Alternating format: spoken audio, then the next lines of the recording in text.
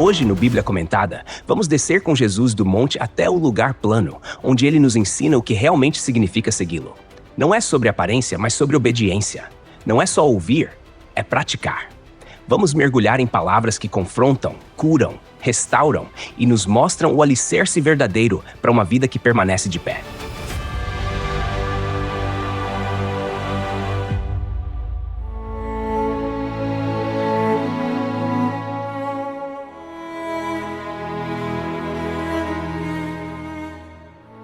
E então a gente continua naquele mesmo compasso em que Jesus vem se revelando como Senhor, não só das palavras, mas também das atitudes. Tinha acabado de curar um leproso, perdoar pecados, chamar Levi para segui-lo e bater de frente com a religiosidade engessada dos fariseus. E agora, no capítulo 6 do Evangelho segundo Lucas, versículo 1, o cenário muda, mas o conflito continua. Olha só o que está escrito. Aconteceu que, num sábado, Jesus estava passando pelas lavouras de cereal. Seus discípulos arrancavam espigas, esfregavam-nas nas mãos e comiam os grãos. Agora pense um pouco e imagine essa cena comigo. Era sábado, dia de descanso, Shabat, que começava ao pôr do sol da sexta-feira e ia até o pôr do sol do sábado. Um dia sagrado, instituído lá em Gênesis capítulo 2, versículo 2, quando Deus repousou de toda a obra que havia feito.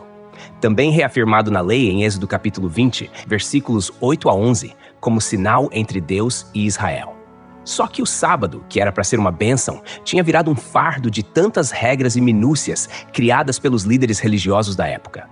Jesus e seus discípulos estavam simplesmente passando pelas lavouras, com fome, e pegam algumas espigas. Não roubaram. A própria lei, em Deuteronômio capítulo 23, versículo 25, permitia que alguém arrancasse espigas com a mão nas plantações do próximo. Não podia usar foice, mas podia comer o que coubesse na mão. A questão, então, não era o ato em si, mas o fato de que foi feito no sábado. Para os fariseus, esfregar as espigas era trabalho. Veja que ironia, os discípulos não estavam colhendo para vender, não estavam quebrando o sábado no espírito da lei, só estavam comendo. Mas para os religiosos, até isso era transgressão. No versículo 2, Lucas registra: alguns dos fariseus perguntaram, por que vocês estão fazendo o que não é lícito no sábado? E é aí que a tensão se instala. Eles não estavam realmente interessados em aprender ou ouvir. Estavam caçando uma brecha. Não era zelo pela lei, era controle religioso. Eles viam a lei como uma cerca para proteger o povo do pecado. Mas começaram a construir cercas em cima de cercas, como se alguém colocasse vários cadeados numa porta já trancada. E assim, a tradição dos homens começou a sufocar o mandamento de Deus. Jesus, com a sabedoria que só ele tem, não responde direto com uma defesa jurídica. Ele puxa da história de Israel. No versículo 3, ele responde: vocês nunca leram o que fez Davi quando ele e seus companheiros estavam com fome? E no verso 4 continua: ele entrou na casa de Deus, pegou os pães da proposição, comeu e os deu também aos seus companheiros, embora não fosse lícito comê-los, mas apenas aos sacerdotes. Repara que Jesus não está minimizando a lei. Ele evoca Davi, o rei segundo o coração de Deus, para mostrar que mesmo em situações de urgência, a misericórdia se sobrepõe ao ritual. A referência de 1 Samuel, capítulo 21. Davi, fugindo de Saul, faminto e desesperado, vai ao tabernáculo e recebe os pães consagrados. O sacerdote entende a situação e concede não por desdém da lei, mas porque havia fome. A vida diante de Deus tem peso maior que a liturgia. E isso é forte demais. Porque Jesus está dizendo, em outras palavras, que o espírito da lei é preservar a vida, não controlar os outros com regrinhas. Mas aí no versículo 5, ele fecha com chave de ouro: o Filho do Homem é Senhor do sábado. Para tudo agora. Essa declaração é bomba teológica. Filho do Homem era um título messiânico. Lembra lá em Daniel capítulo 7, versículo 13? Ele viu alguém como o Filho do Homem vindo com as nuvens do céu, recebendo domínio eterno. Jesus está dizendo que ele tem autoridade sobre o sábado, porque ele é o Senhor do tempo, da lei, da criação. Ele não veio para revogar o sábado, mas para mostrar seu verdadeiro significado. E isso aqui precisa bater na gente com força, porque a religiosidade às vezes tenta domesticar Deus. Pega o que era para ser leve e transforma em um jugo insuportável. A graça liberta, mas o legalismo prende. Jesus estava ensinando que o sábado foi feito para o homem, e não o homem para o sábado. Em outras palavras, o descanso é dom, não prisão. E quando ele diz que é Senhor do sábado, ele está dizendo: o descanso verdadeiro está em mim. Eu sou o descanso do cansado. Eu sou o sábado vivo. Isso nos confronta hoje, porque a gente ainda corre o risco de substituir a presença por performance, de fazer coisas certas com o coração errado, de julgar os outros porque não seguem nossas tradições. Mas Jesus não era contra a lei, ele era contra a distorção da lei. Ele mostra que fome não é pecado, que necessidade humana não é heresia, e que viver a fé não é ficar medindo os outros com régua torta. E aí fica a pergunta que queima o peito. Será que não temos feito isso também? Será que não temos exigido dos outros um tipo de santidade que nem Deus exigiu? Será que não temos transformado a graça em grade? Repara que os fariseus não estavam preocupados com os discípulos, estavam incomodados com a liberdade deles. E Jesus não só defende seus amigos, como aponta para si mesmo como a resposta que a lei sempre anunciou. Isso aqui é profundo, né? Imagina o quanto aquelas pessoas sentiram. Estavam acostumadas com um sistema que punha o sábado acima da fome, o ritual acima da pessoa, a aparência acima da essência. E de repente aparece alguém dizendo: sou eu quem determina o que é descanso. Vem a mim e eu te aliviarei. A beleza do evangelho está nesse detalhe. Jesus é o Senhor do sábado, mas também é o descanso da alma. Ele não veio apenas reformar o sistema, mas inaugurar uma nova realidade. Uma onde o amor é maior que o protocolo, onde o pão da vida é mais importante que a espiga esfregada nas mãos.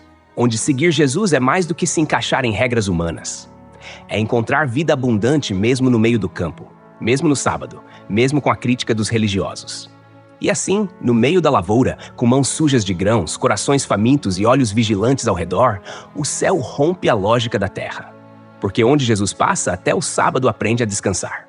E como se a tensão não tivesse sido suficiente no episódio anterior, Lucas capítulo 6 continua desenrolando esse pano de fundo tenso entre Jesus e os religiosos do seu tempo.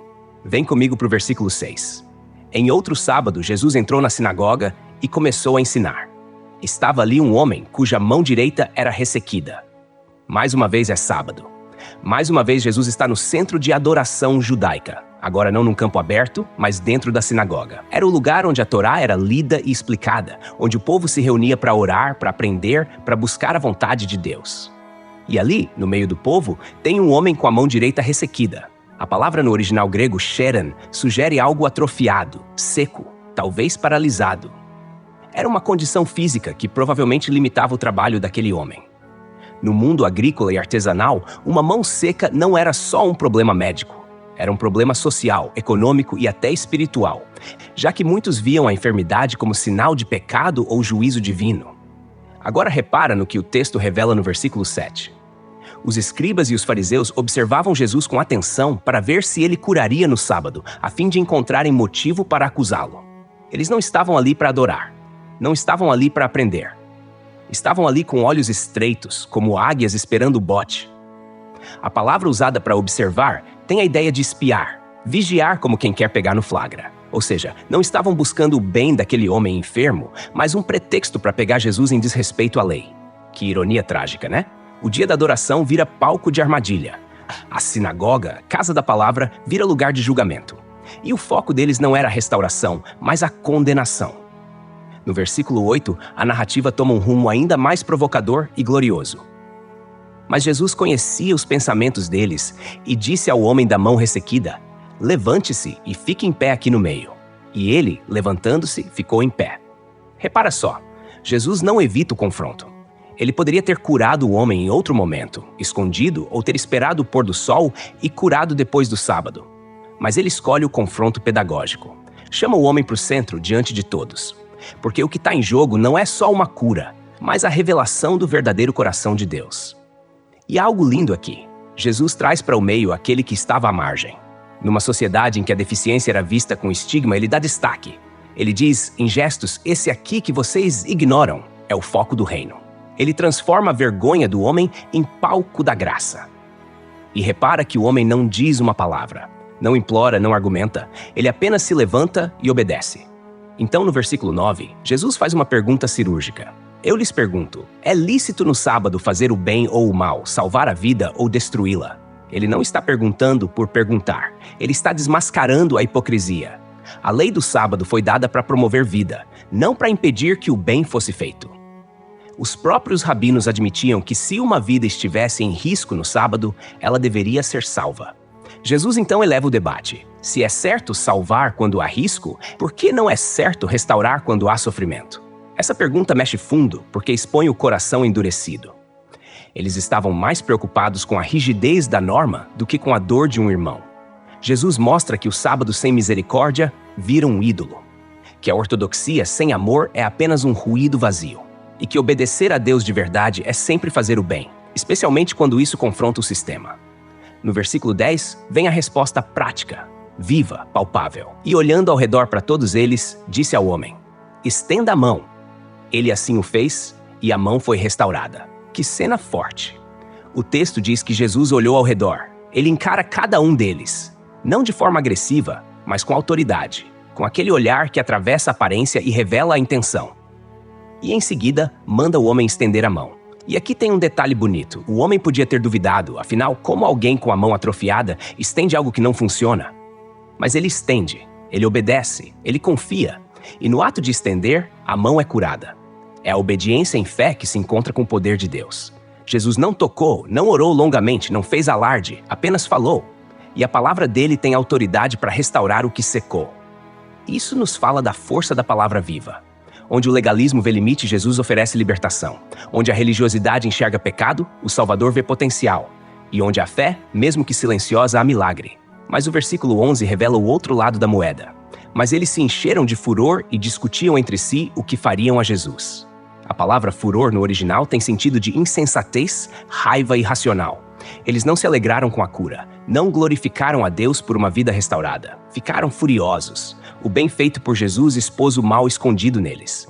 E ao invés de se arrependerem, começaram a conspirar. É chocante, mas real. O milagre que deveria trazer adoração gera complô. Porque quando o evangelho mexe com os alicerces da religião morta, ele incomoda. Quando o amor se torna visível, ele confronta o sistema. Jesus era a luz, mas muitos amaram mais as trevas, como está escrito em João capítulo 3, versículo 19. E aqui mora um ensino profundo para nós. Às vezes, ser fiel a Deus vai nos colocar no meio da sinagoga, cercados de olhares julgadores. Fazer o bem vai custar caro. Escolher a compaixão, em vez do protocolo, pode gerar oposição. Mas se Jesus, o Senhor do sábado, não recuou, também não devemos recuar. A pergunta continua ecoando. É lícito fazer o bem no sábado? E a resposta do reino é clara. Sempre é. O homem com a mão seca não voltou só com o corpo restaurado. Ele voltou com dignidade. Ele saiu da sombra e foi posto no centro. E todos viram que a misericórdia é maior que o ritual, que o Filho do Homem é Senhor, e que onde ele reina, há cura, há confronto e há verdade. No compasso da narrativa, depois daquele confronto ardente na sinagoga, Lucas muda o cenário, mas o clima continua carregado de significado. Agora no versículo 12 do capítulo 6, a cena é outra, mas igualmente intensa. Olha o que está escrito. Naqueles dias, Jesus subiu ao monte para orar e passou a noite orando a Deus. Isso aqui parece simples à primeira vista, mas é gigante. Primeiro, naqueles dias, ou seja, depois da tensão com os fariseus, depois da cura, da conspiração contra ele, o que Jesus faz? Sobe ao monte. Na cultura judaica, montes não eram só elevações de terra, eram lugares de encontro com Deus. Lembra do Monte Sinai, do Monte Carmelo, do Monte Moriá? É como se cada subida fosse também uma busca mais profunda. E Jesus, o Filho do Homem, embora plenamente divino, nos mostra aqui sua plena humanidade. Ele ora. E ora com intensidade, a noite inteira. A palavra no original é proseuchomai, oração devota, íntima, direta com o Pai. Ele não foi buscar conselhos humanos, ele não se isolou por fuga. Ele se retirou para alinhar o coração ao propósito divino. E aqui a gente aprende que decisões espirituais precisam de preparação espiritual. Jesus ia tomar uma decisão que mudaria a história, escolher os 12 apóstolos. E ele não tratou isso com leveza. Orar a noite toda mostra urgência, entrega e dependência. Lembra da aliança de Jacó em Peniel, quando ele lutou com Deus a noite inteira? Ou quando Moisés intercedia pelo povo e não podia baixar os braços? A noite era, na tradição hebraica, tempo de silêncio, de espera, de travessia, e Jesus atravessa a noite em comunhão com o Pai. No versículo 13, o texto segue. E quando amanheceu, chamou os seus discípulos e escolheu 12 dentre eles, aos quais deu também o nome de apóstolos. Repara no movimento. Depois da oração, vem a ação. Jesus não age por impulso, mas por direção. Ele tinha muitos discípulos, gente que andava com ele, aprendia, servia, mas ele escolhe 12. E isso não é por acaso. 12 é número carregado de simbolismo nas Escrituras. Eram 12 as tribos de Israel, os filhos de Jacó, a estrutura do povo da aliança. Ao escolher 12 homens, Jesus está sinalizando algo poderoso. Está iniciando um novo Israel, um novo povo de Deus. Não mais fundado em genealogias, mas na fé. E o nome que ele dá a eles é apóstolos, do grego apóstolos, que significa enviados, mensageiros. Eles não seriam apenas seguidores, mas representantes. Não apenas aprendizes, mas embaixadores. E essa mudança de identidade é profunda, como quando Deus mudou o nome de Abrão para Abraão ou de Jacó para Israel. Um novo nome para um novo propósito. E aí, nos versículos 14 ao 16, Lucas começa a listar esses homens. Simão, a quem deu também o nome de Pedro e André, seu irmão, Tiago e João, Filipe e Bartolomeu, Mateus e Tomé, Tiago, filho de Alfeu e Simão, chamado Zelote, Judas, filho de Tiago e Judas Iscariotes, que se tornou traidor. Vamos com calma, porque cada nome aqui carrega história, peso e contraste. Primeiro, Simão, a quem ele dá o nome de Pedro. Pedro vem de Petros, que significa pedra. Ele era impulsivo, boca grande, mas também o primeiro a confessar que Jesus era o Cristo. Um homem falho, mas moldável. Em Pedro, a gente vê que Deus não escolhe os mais prontos, mas os mais moldáveis. A pedra bruta que ele lapida. Depois vem André, irmão de Pedro. Foi ele quem levou Pedro a Jesus. André é daqueles que aparecem pouco, mas quando aparecem, estão levando alguém até o mestre. Servem sem holofote. Discípulos de bastidores, mas essenciais. Tiago e João, filhos de Zebedeu, chamados também de filhos do trovão, talvez pela personalidade intensa. João depois se tornaria o apóstolo do amor. Tiago seria o primeiro dos 12 a morrer como mártir. 2 irmãos com fogo no peito que seriam transformados pela cruz. Filipe aparece trazendo Natanael a Jesus. Era do tipo racional, direto, que fazia perguntas práticas. E Bartolomeu, provavelmente outro nome para Natanael, é aquele que Jesus disse ser um israelita em quem não há dolo. Um coração íntegro, embora cético a princípio. Mateus, o cobrador de impostos, considerado traidor por trabalhar com os romanos.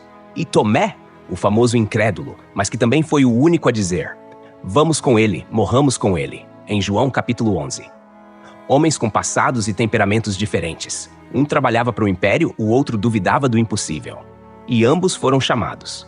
Tiago, filho de Alfeu, sobre quem sabemos pouco, mas que é lembrado pela sua fidelidade. E Simão, o Zelote, alguém que antes pertencia a um grupo radical anti-romano, que defendia Israel com faca nos dentes. Veja o contraste, um cobrador de impostos e um zelote, inimigos naturais, agora lado a lado no mesmo chamado. Só o Evangelho faz isso. Judas, filho de Tiago, chamado também de Tadeu em outras listas, alguém discreto.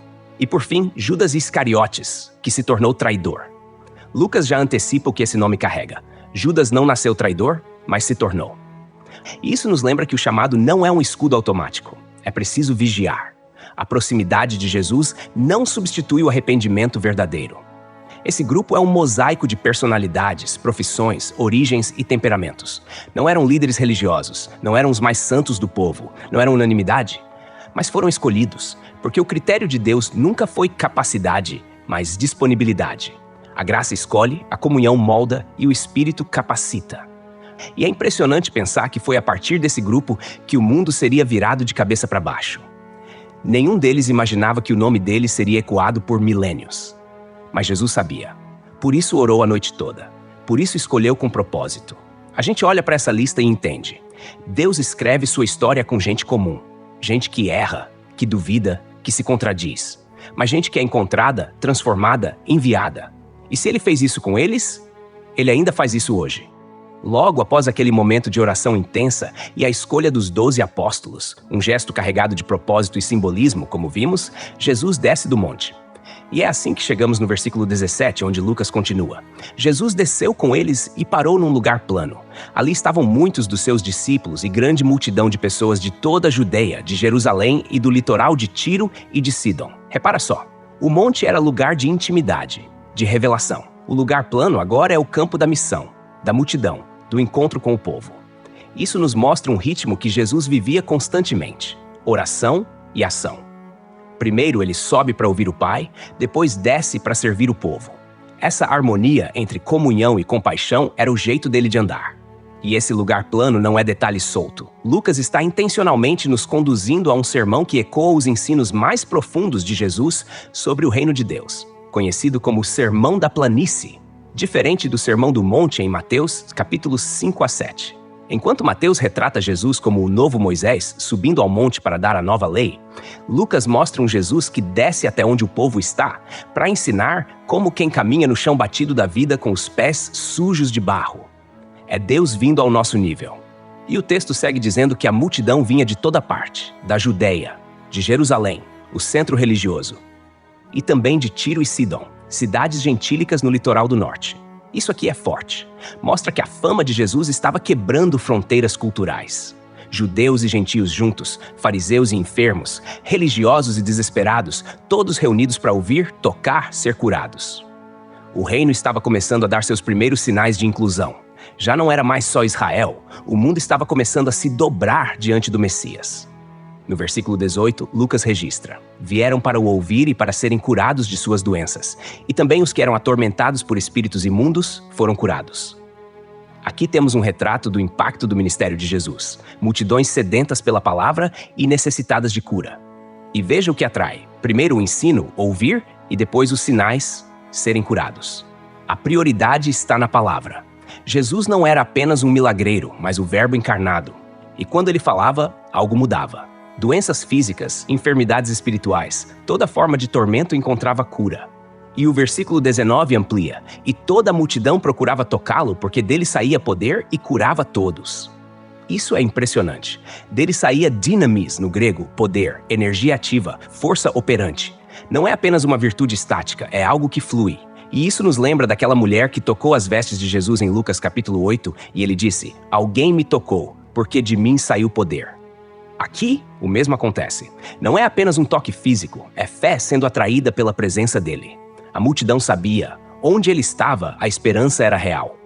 E é neste ambiente, com corpos curados, corações tocados e olhos fitos em sua face, que Jesus começa a ensinar. A partir do versículo 20, a palavra toma o centro. E o que vem a seguir é tão contracultural que parece loucura, mas é exatamente o cerne do reino.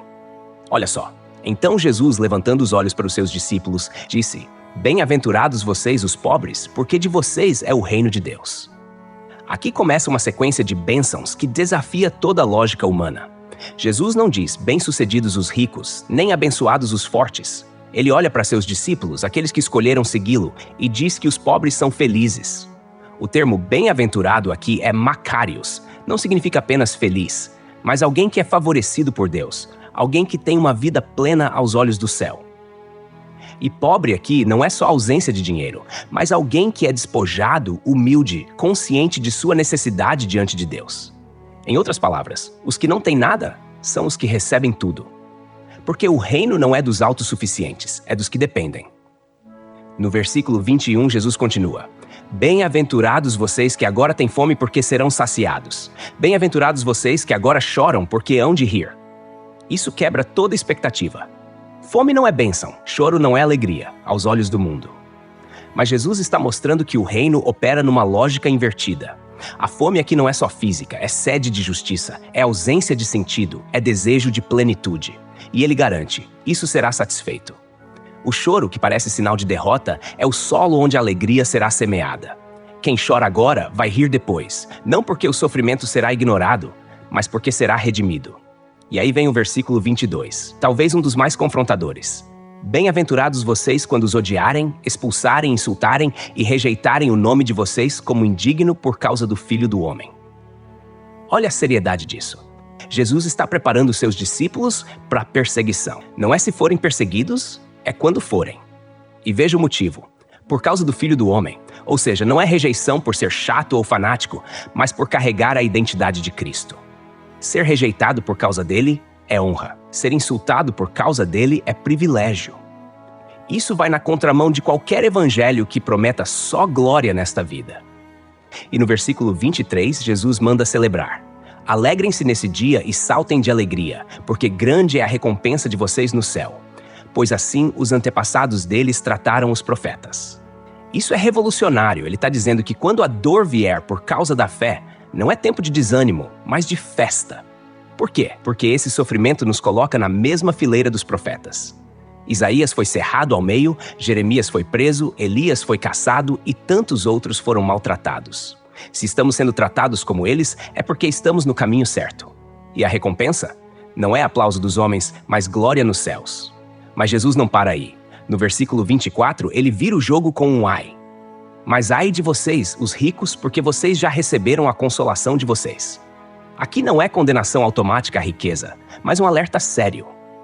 Ai, no original grego, ou ai, é uma expressão de lamento, de juízo. Os ricos aqui são os que colocam sua segurança no dinheiro, nos bens, nos prazeres. Eles já receberam o que buscavam, mas não têm parte no reino que se revela em pobreza de espírito. E ele continua no versículo 25. Ai de vocês, os que agora estão fartos, porque terão fome. Ai de vocês, os que agora riem, porque hão de se lamentar e chorar. É um espelho invertido das bem-aventuranças. Jesus está dizendo, se agora tudo vai bem, se tudo te satisfaz, cuidado. Porque há um tempo de ajuste. Um tempo em que a justiça de Deus vai revelar o que é duradouro e o que é passageiro. E se o riso não vem do Espírito, ele se tornará lamento. No versículo 26, ele fecha esse bloco com uma paulada. Ai de vocês, quando todos falarem bem de vocês, porque assim os antepassados deles trataram os falsos profetas. Em outras palavras, se o mundo inteiro te aplaude, se nunca há resistência, talvez você esteja agradando demais aos homens e pouco a Deus. Porque os falsos profetas sempre disseram o que o povo queria ouvir. Mas os verdadeiros sempre disseram o que o povo precisava ouvir, e foram rejeitados por isso. E aí, como um desdobramento direto, Jesus começa, no versículo 27, com uma das ordens mais desafiadoras de toda a fé cristã. Mas a vocês que estão me ouvindo, eu digo, amem os seus inimigos, façam o bem aos que os odeiam, para tudo. Isso é mais que ética, é revolução espiritual.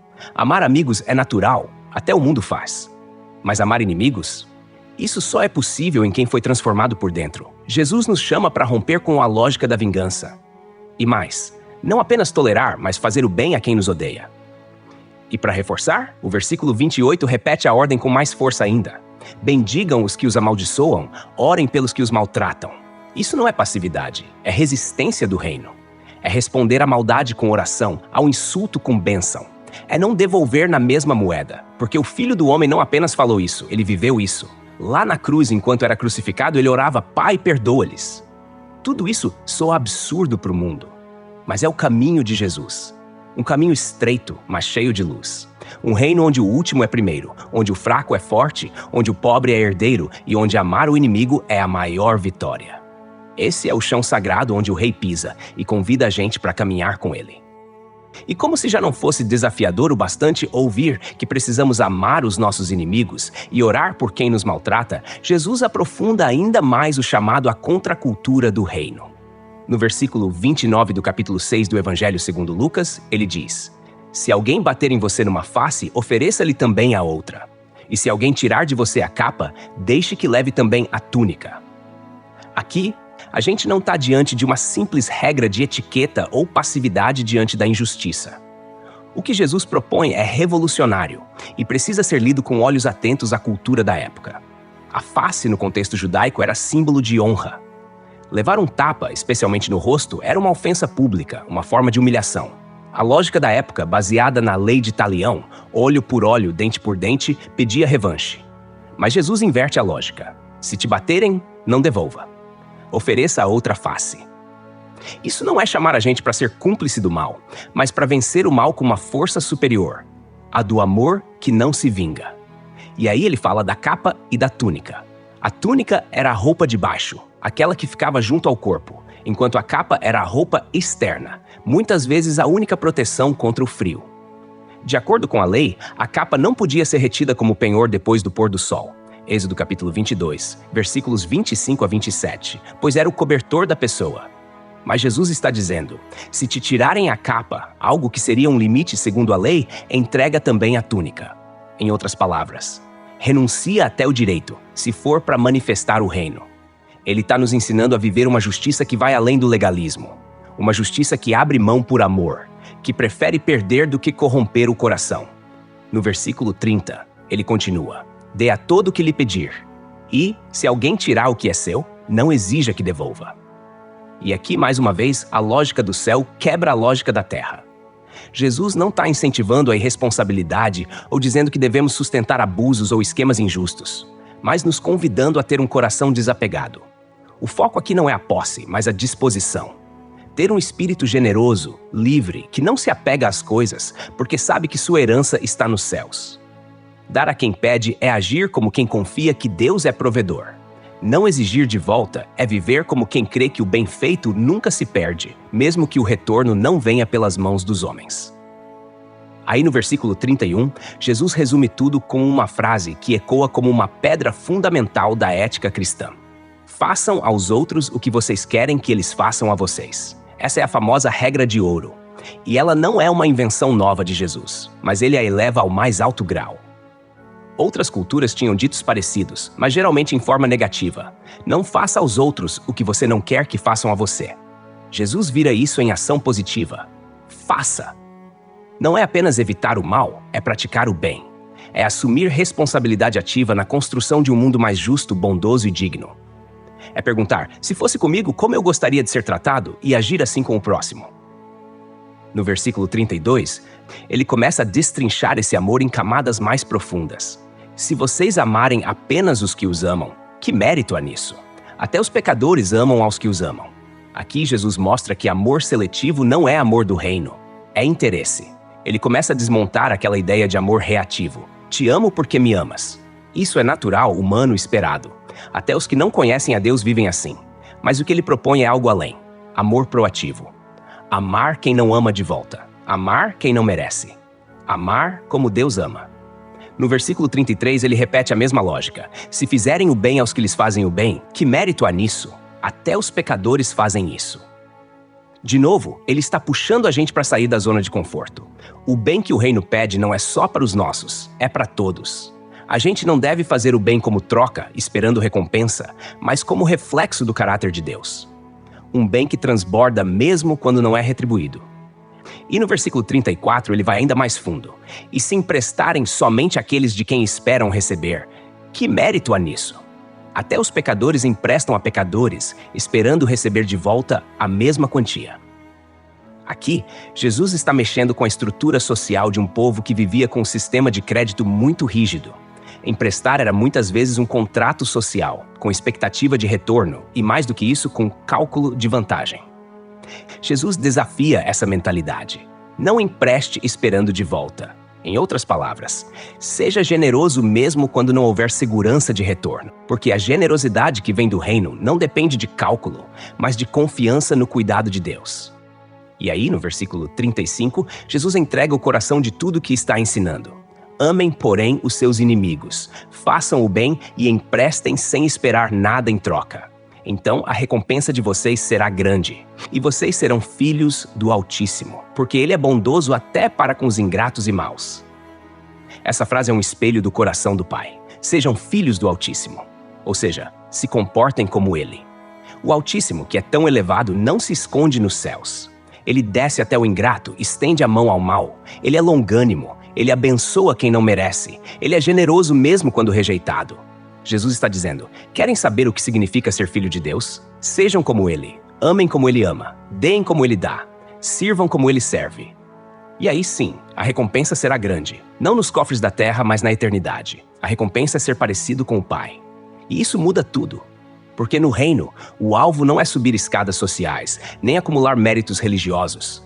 O alvo é refletir o caráter de Deus. E esse caráter é marcado por um amor que escandaliza, que entrega, que perdoa, que recomeça. Um amor que não se limita ao que é justo segundo os homens, mas que transborda misericórdia.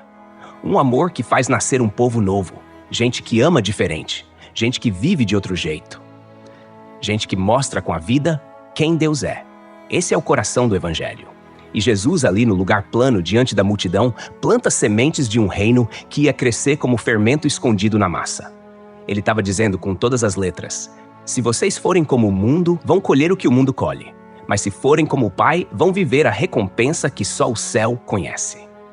E então, depois de lançar essa avalanche de verdades sobre o amor incondicional, a generosidade sem cálculo e o estilo de vida que reflete o caráter de Deus, Jesus emenda, no versículo 36 do capítulo 6 do Evangelho segundo Lucas, com uma frase que resume a essência de tudo que ele vinha ensinando. Sejam misericordiosos, como também é misericordioso o Pai de vocês. Essa frase carrega uma profundidade tremenda. Não é só um apelo à bondade superficial. Jesus está estabelecendo um padrão. O Pai é misericordioso, então quem é filho de verdade precisa viver segundo essa misericórdia. O termo grego aqui para misericordioso é oiktirmon, que remete a uma compaixão ativa, entranhada, que se move em direção à dor do outro. É mais que simpatia. É quando o coração de Deus pulsa dentro de nós. E isso vem da tradição judaica também. Em Êxodo, capítulo 34, versículo 6, Deus se revela a Moisés como compassivo, misericordioso, longânimo e grande em amor. Essa era a imagem que todo judeu tinha de Deus. Só que os líderes religiosos da época, na prática, mostravam um Deus distante, duro, seletivo. Jesus agora está corrigindo essa visão. Ele está dizendo, Deus não é assim. E se vocês querem representá-lo, sejam como ele é. O versículo 37 segue essa linha de raciocínio, e Jesus começa a desmontar o espírito de julgamento. Não julguem, e vocês não serão julgados. Não condenem, e não serão condenados. Perdoem, e serão perdoados. Aqui temos 3 ações em sequência, julgar, condenar e perdoar, que são profundamente conectadas com a convivência humana e com a vida espiritual. Primeiro, o julgar. No contexto do Novo Testamento, julgar aqui não é discernir entre certo e errado, o que é necessário, mas condenar com espírito crítico, como se a pessoa fosse superior ao outro. Esse tipo de julgamento era muito comum entre os fariseus, que mediam os outros com uma régua que eles mesmos não usavam. Jesus não está dizendo que não devemos confrontar o pecado, mas que isso deve ser feito com humildade, misericórdia e sem espírito de superioridade. Depois vem o condenar. Aqui é o passo seguinte. Quando o julgamento se transforma em sentença. Quando o outro é rotulado, descartado, sentenciado sem chance de arrependimento ou restauração. Jesus diz, não façam isso, porque da forma como vocês fizerem, vocês também vão receber. E então ele diz, perdoem e serão perdoados. Isso aqui é um princípio espiritual profundo. O perdão que recebemos de Deus está diretamente ligado ao perdão que oferecemos ao próximo. Isso aparece de forma ainda mais contundente na oração do Pai Nosso. Perdoa-nos assim como nós perdoamos. Ou seja, a misericórdia recebida deve se tornar misericórdia oferecida. No versículo 38, Jesus usa uma linguagem bem visual, quase como um provérbio que todo judeu da Galileia entenderia. Deem e será dado a vocês. Uma boa medida, calcada, sacudida e transbordante será dada, pois a medida que usarem também será usada para medir vocês. Aqui ele está falando de colheita, de balança, de medida justa. Era comum no mercado medir grãos com medidas específicas. Calcada quer dizer pressionada para caber mais. Sacudida é para tirar o ar e aumentar o conteúdo. E transbordante é aquela medida que ultrapassa o limite. Em outras palavras, Deus recompensa com generosidade quem age com generosidade. E o contrário também é verdade. O princípio aqui é simples. Como você trata os outros revela como você entendeu o Evangelho. E a régua que você usa, Deus também pode usar contigo. Não é uma barganha, é um reflexo. O coração generoso atrai a generosidade divina. O coração duro atrai justiça sem misericórdia. No versículo 39, Jesus conta uma pequena parábola, mas de peso simbólico fortíssimo. Pode um cego guiar outro cego? Não cairão os dois no buraco? Isso aqui é um alerta direto, especialmente aos líderes religiosos que estavam cegos pelo orgulho e ainda tentavam guiar o povo. No Oriente Médio da época, um buraco não era só um acidente. Podia significar morte, perigo, armadilha. E a cegueira aqui não é física, é espiritual. Falta de discernimento, falta de arrependimento, ignorância voluntária. Jesus está dizendo, se alguém que não tem clareza tenta guiar outro, ambos se perdem. É um aviso também para quem segue líderes cegos, sistemas cegos, tradições cegas. Quem guia precisa ver. E só vê quem é iluminado pela verdade de Deus. Isso aponta também para o chamado do discipulado. Antes de querer ensinar, aprenda a ver. E ver com os olhos do reino. No versículo 40 ele diz, o discípulo não está acima do seu mestre, mas todo aquele que for bem preparado será como o seu mestre. Aqui tem uma verdade linda e desafiadora. Jesus está dizendo que o discípulo precisa andar atrás, seguir, aprender. Mas o alvo não é ser menor, é se tornar semelhante. A palavra bem preparado no original grego é kartizo, significa restaurado, equipado, treinado, completo. É o mesmo termo usado para descrever redes de pesca consertadas, prontas para uso. O discípulo, então, é como uma rede que precisa ser restaurada para ser eficaz. E o modelo? O mestre. No caso, o próprio Cristo. Ser discípulo de Jesus é um processo de restauração que nos torna parecidos com Ele. E aí, do versículo 41 ao 42, Jesus nos confronta com uma imagem que ficou até proverbial. Por que você repara no cisco que está no olho do seu irmão e não se dá conta da viga que está no seu próprio olho? Como você pode dizer ao seu irmão: Irmão, deixe-me tirar o cisco do seu olho, se você mesmo não vê a viga que está no seu? Hipócrita, tire primeiro a viga do seu olho e então verá claramente para tirar o cisco do olho do seu irmão. Essa ilustração é genial. Ela usa hipérbole, exagero proposital, para revelar o absurdo de julgar o outro sem se examinar. O cisco é uma partícula minúscula. A viga é uma trave de madeira, como aquelas usadas nas estruturas das casas. E o contraste é ridículo de propósito. Jesus quer que a gente perceba o quanto somos rápidos para apontar falhas pequenas nos outros, mas lentos para enxergar nossos próprios pecados gigantescos. O chamado aqui é para autocrítica, humildade e arrependimento. Tire primeiro a viga. Só depois disso você pode ajudar o outro. E mesmo assim, com cuidado, com misericórdia, com olhos limpos. Porque quem vê claramente, age com amor. Julgar com viga no olho é hipocrisia. Ajudar com os olhos purificados é compaixão. E então, nos versículos 43 ao 45, Jesus fecha esse bloco com outra figura poderosa, a árvore e os frutos. Ele diz: nenhuma árvore boa dá fruto ruim, nenhuma árvore ruim dá fruto bom. Cada árvore é reconhecida por seus próprios frutos. Ninguém colhe figos de espinheiros, nem uvas de arbustos espinhosos. Essa metáfora é uma aula de discernimento espiritual. Jesus está nos ensinando que o caráter verdadeiro de uma pessoa é revelado no que ela produz. A aparência pode enganar, o discurso pode impressionar, mas o fruto não mente. E fruto aqui é conduta, palavras, ações, reações, decisões. Uma vida centrada em Deus dá frutos de justiça, paz, humildade, serviço. Uma vida centrada em si mesma gera egoísmo, crítica, dureza, arrogância. E aí ele conclui, no versículo 45, o homem bom tira coisas boas do bom tesouro que está em seu coração, e o homem mau tira coisas más do seu mau tesouro, porque a boca fala do que está cheio o coração. Essa frase é ouro puro. Jesus conecta o interior com o exterior. O que sai da boca revela o que transborda no coração. Ou seja, nossas palavras, nossas reações são sintomas de algo mais profundo. Um coração cheio de graça transborda graça. Um coração ferido, cheio de rancor, transborda veneno. E a lição é clara: não adianta mudar só o comportamento. Tem que deixar Deus trocar o coração, porque é do coração que brota tudo. Jesus não quer só frutos novos, ele quer uma árvore nova. E ele mesmo é o jardineiro fiel que cava, aduba, rega e transforma o mais seco galho em ramo frutífero. E nesse compasso de palavras e imagens, Jesus vai revelando o DNA do reino. Um reino onde o amor é maior que a ofensa, a generosidade vence a avareza, a humildade desfaz o orgulho e o fruto verdadeiro nasce do coração regenerado.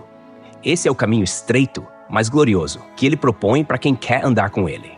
E aí, depois de derramar esse sermão profundo, como quem desenha com palavras o retrato de um discípulo verdadeiro, alguém que ama os inimigos, que perdoa sem esperar nada em troca, que tem um coração limpo e palavras cheias de vida, Jesus vai direto ao ponto.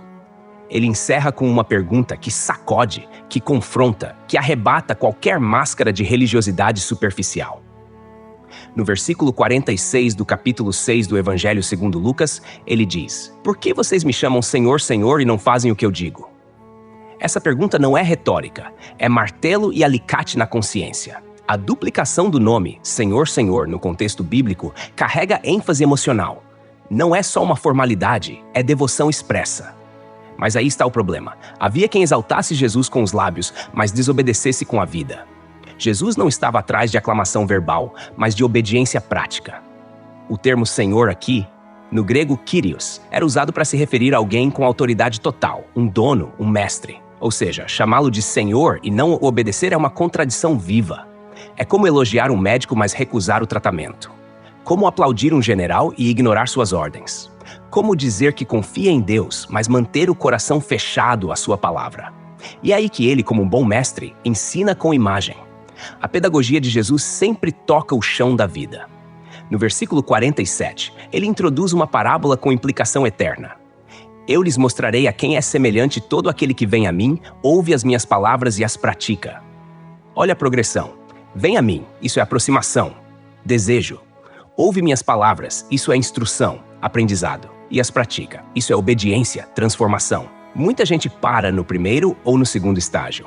Vem até Jesus, escuta seus ensinos, se emociona, admira, mas não coloca em prática. E o que Jesus está dizendo aqui é que só ouvir não é suficiente. O que revela um discípulo verdadeiro é a prática. A fé, que não se torna obediência, ainda não desceu do intelecto para o coração. E aí, no versículo 48, ele descreve o que acontece com quem pratica. É semelhante a um homem que, ao construir uma casa, cavou fundo e colocou os alicerces sobre a rocha. Quando veio a enchente, a torrente deu contra aquela casa, mas não a conseguiu abalar, porque estava bem construída. Aqui a imagem é vívida. Um homem sábio que não constrói de qualquer jeito, ele cava fundo, ele não tem pressa, ele quer segurança. E onde ele firma sua construção? Na rocha. E a rocha nas Escrituras sempre simboliza algo firme, eterno e inabalável. No Antigo Testamento, o próprio Deus é chamado de rocha, como em Salmos capítulo 18, versículo 2. O Senhor é a minha rocha, a minha fortaleza. E Paulo vai além, dizendo em 1 Coríntios capítulo 10, versículo 4, que a rocha era Cristo. Então, construir sobre a rocha é firmar a vida na obediência ao Cristo vivo. E repare, Jesus não diz se vier a tempestade, ele diz quando vier. Ou seja, tempestades virão, enchentes acontecerão, problemas, perdas, dores, crises fazem parte da jornada. Mas quem construiu sobre a rocha permanece. Quem obedeceu a palavra, mesmo quando era difícil, mesmo quando nadava contra a corrente, verá que sua casa permanece de pé.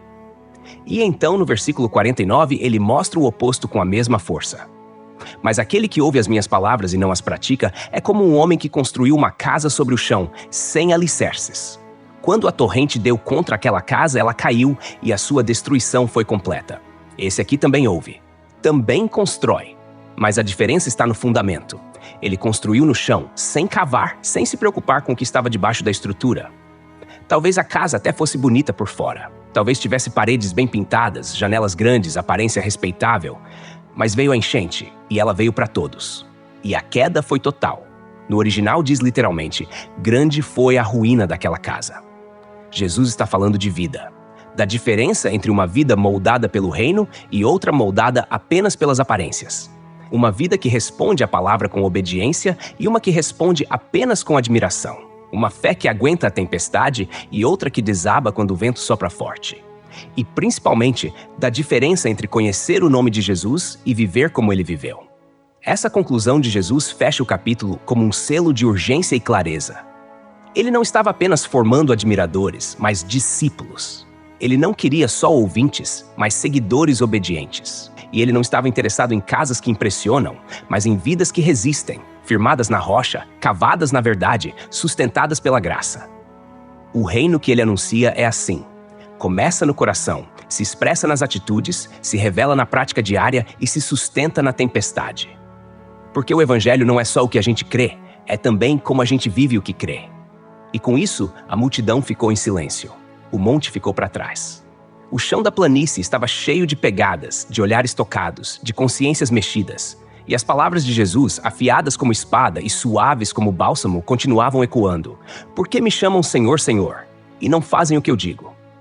Isso ainda arde, ainda confronta, ainda salva.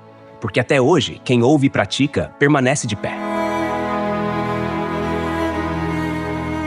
Hoje, no Bíblia Comentada, caminhamos lado a lado com Jesus pelos versículos do capítulo 6 do Evangelho segundo Lucas. Desde a lavoura num sábado, passando pela sinagoga, pelo monte da oração, até o chão plano onde ele derramou o ensino mais profundo sobre o caráter do reino.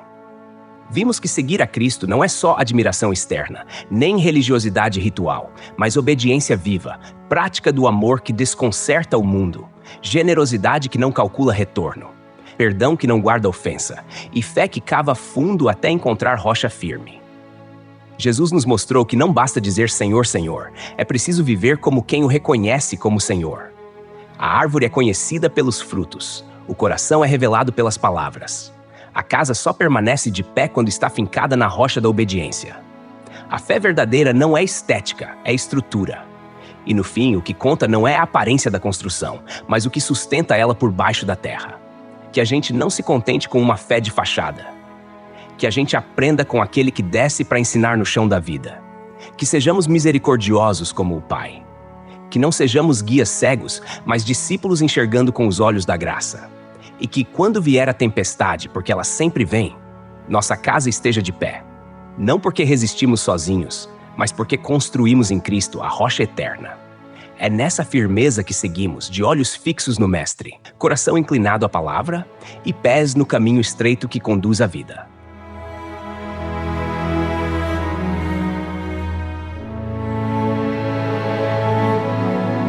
Texto e produção Douglas Vieira. Música por 50sounds.com. Faixa For a Reason. Voz por ChatGPT 4.0. Tipo Ember. Bibliografia. Comentários expositivos Hernandes Dias Lopes, editora Agnos. Comentário bíblico Matthew Henry, editora CPAD. Antigo e Novo Testamento interpretado versículo por versículo Russell Norman Champlin, editora Agnos. Charles Spurgeon, Os Tesouros de Davi, editora CPAD. Obrigado por ouvir o Bíblia Comentada. De segunda a sexta, capítulos da Santa Palavra, aos sábados, mensagens ao coração e aos domingos, a poesia dos Salmos. Porque não basta ouvir, é preciso entender. Inscreva-se em nosso perfil nas principais plataformas de streaming e permita que esta palavra edifique sua vida. Deus abençoe você. Até amanhã. Bíblia Comentada. Melhor que ouvir é entender.